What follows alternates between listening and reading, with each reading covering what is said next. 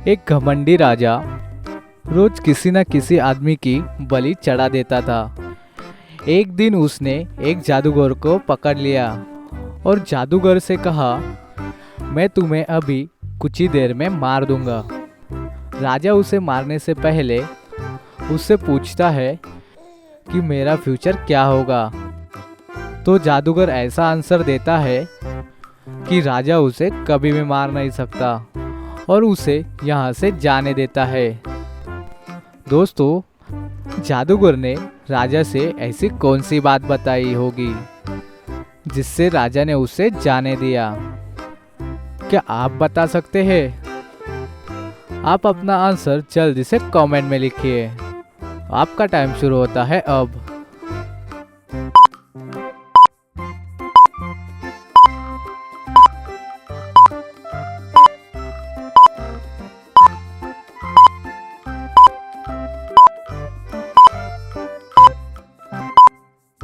चलिए इसका आंसर देख लेते हैं। दोस्तों, जादूगर ने राजा को बताया कि मेरे मरने के एक दिन बाद ही आपकी भी मृत्यु हो जाएगी।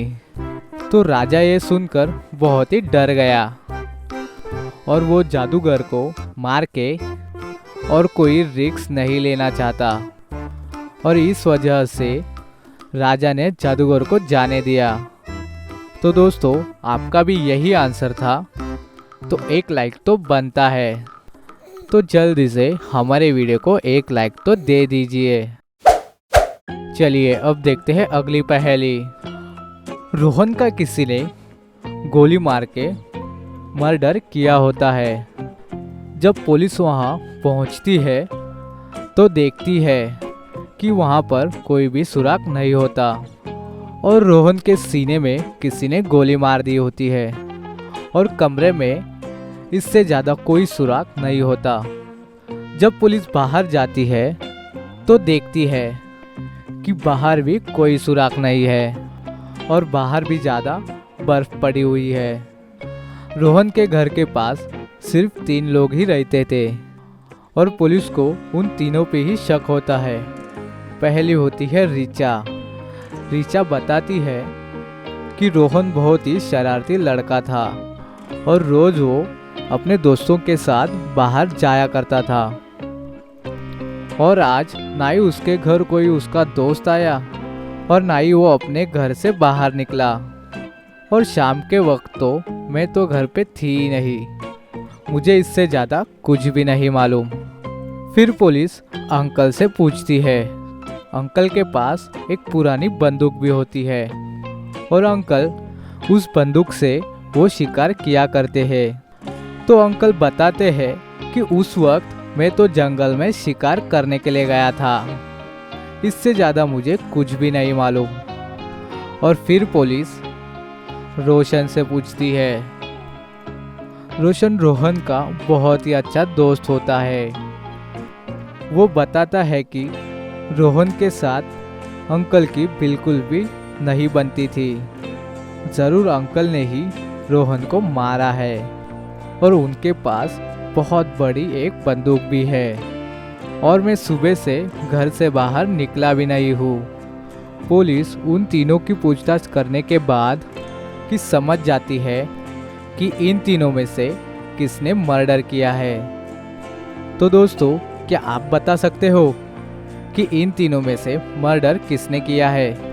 आंसर देखने से पहले आपका आंसर कमेंट्स में ज़रूर लिखें। आपका टाइम शुरू होता है अब।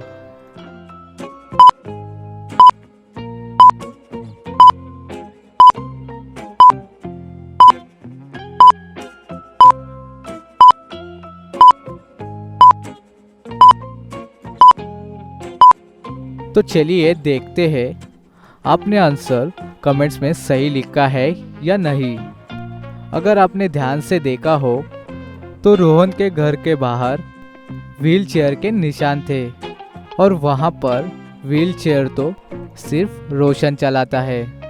लेकिन रोशन ने तो कहा था कि वो सुबह से घर से बाहर निकला ही नहीं। इसका मतलब ये हुआ कि रोशन ने ही अपने दोस्त का मर्डर किया है। तो दोस्तों, क्या आपका भी यही आंसर था? हमें कमेंट्स में ज़रूर बताइएगा। तो चलिए अब देखते हैं अगली पहेली। तो दोस्तों इस राइनो को ध्यान से देखिए। आपको इस पहेली में बताना है कि राइनो की करेक्ट शैडो कौन सी है। आंसर देखने से पहले आपका आंसर कमेंट्स में ज़रूर लिखिएगा। आपका टाइम शुरू होता है अब।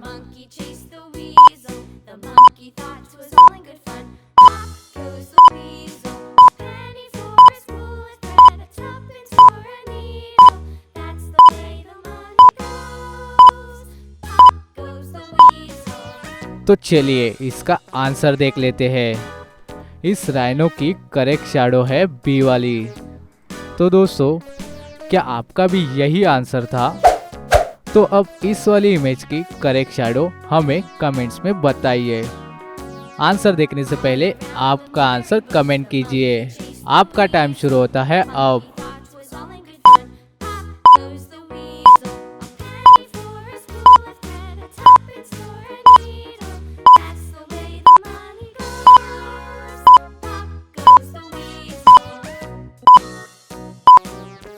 तो चलिए इसका आंसर देखते हैं।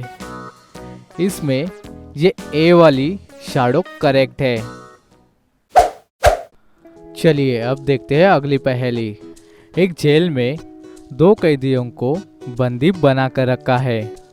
पहला है ज़ॉम्बी जिसे कोई भी दर्द नहीं होता, और दूसरा है एक वैम्पायर। तो दोस्तों आपको इस पहेली में बताना है कि कौन इस जेल से बाहर निकल पाएगा। तो आंसर देखने से पहले अपना आंसर जल्दी से कमेंट में ज़रूर लिखिएगा। आपका टाइम शुरू होता है अब।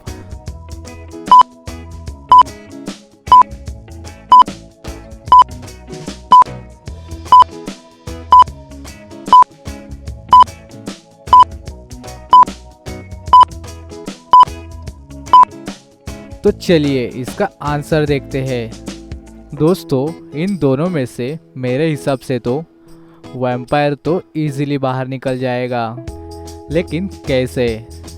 उसके लिए तो बहुत ही आसान है, एक चमगादड़ बन जाना।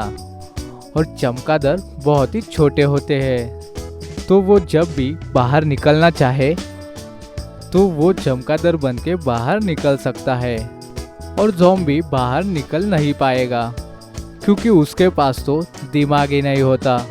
आपको हमारी वीडियो कैसी लगी आप हमें कमेंट्स में ज़रूर बताइएगा। अगर आपको ये पहेली पसंद आई है तो इस वीडियो को ज़रूर लाइक कर देना। अपने फ्रेंड्स को भी ये वीडियो ज़रूर शेयर कर देना, और हमारे चैनल को सब्सक्राइब ज़रूर करना, क्योंकि ऐसी ही मज़ेदार पहेलियाँ हम इस चैनल पर लाते रहते हैं।